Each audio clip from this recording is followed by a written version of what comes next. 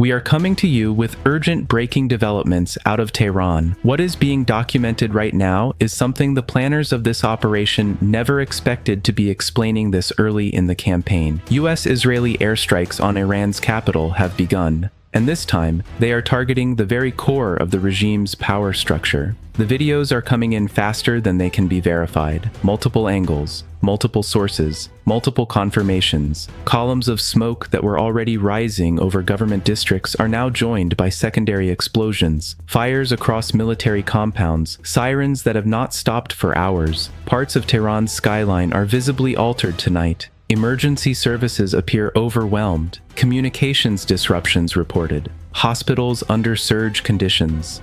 And the protective measures around the capital, the hardened command bunkers, layered air defenses, internal security cordons, are failing to prevent strikes from reaching central targets. Large plumes of smoke have been reported near leadership compounds and security headquarters. Let us be precise and direct about what we are seeing because the language matters here. This operation appears to involve a coordinated package: stealth aircraft, long-range cruise missiles, and one-way attack drones designed to overwhelm defenses simultaneously.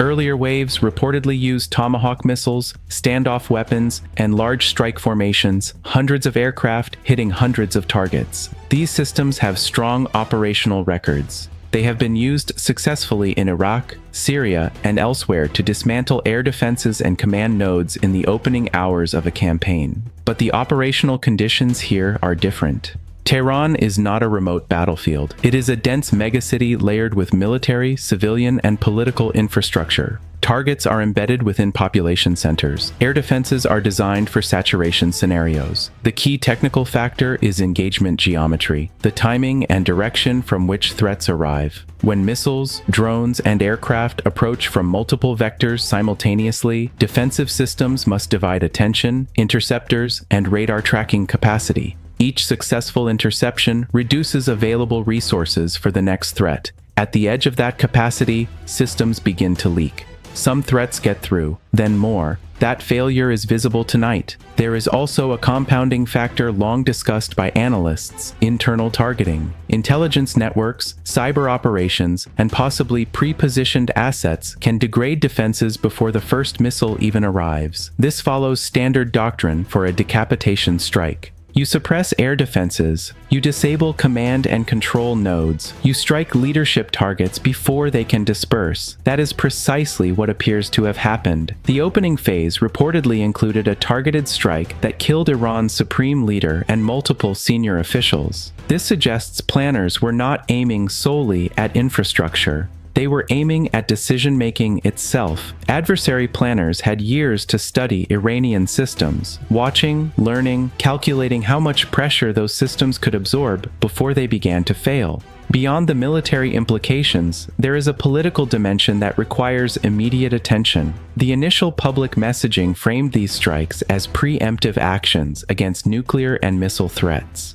But that framing becomes harder to sustain as targets shift toward leadership compounds and internal security institutions. Iran has already described the attacks as aggression and vowed retaliation, including strikes on US bases across the region. International reactions are sharply divided. Some governments call for restraint, others condemn the operation outright. Inside Iran, the political implications are severe. A decapitation strike destabilizes command structures but also removes central control mechanisms. That can produce fragmentation, power struggles, or hardline consolidation. Visual evidence now circulating globally will shape public perception far more than official statements, and once that perception hardens, it rarely reverses quickly. There is a harder strategic question underneath all of this that needs to be asked directly. Is this a limited strike campaign or the opening phase of regime change? That question would have seemed theoretical days ago. Tonight, it is operationally urgent. Because if leadership decapitation is followed by sustained infrastructure attacks, then the strategic calculus shifts from coercion to transformation. US and Israeli officials have previously described objectives that include dismantling Iran's military capability and political leadership. If that trajectory continues, escalation becomes increasingly difficult to contain. Iran's doctrine emphasizes retaliatory strikes through missiles, drones, and proxy forces across the region. Assets not destroyed in the first wave were preserved for response. If that is true, and inventories are always uncertain until used, then further escalation is likely. This situation is forcing immediate decisions in capitals across the Middle East and beyond. Escalation carries risk. Iran has already demonstrated the ability to strike multiple countries and US bases in the region. What capabilities remain unrevealed? De-escalation carries a different cost. Any pause now could be interpreted as weakness after such a high-profile strike. That creates an extraordinarily difficult strategic position for all sides. The people in command centers tonight are confronting choices that few contingency plans fully anticipated. The operation likely achieved some intended outcomes: surprise, penetration, leadership disruption. And yet the conflict has widened, not narrowed. There is a principle in military planning. No plan survives first contact unchanged. The surprise tonight is not that strikes occurred. The surprise is the scale. The surprise is how directly they targeted the core of Iran's leadership. How leaders respond in the next 24 to 72 hours will determine whether this remains a limited air campaign or becomes a regional war. We do not have those answers tonight. Nobody does. What we have are the explosions, the smoke over Tehran, and a conflict entering a far more dangerous phase. We are continuing to monitor developments. The moment there is a confirmed change on the ground, we will bring it to you immediately.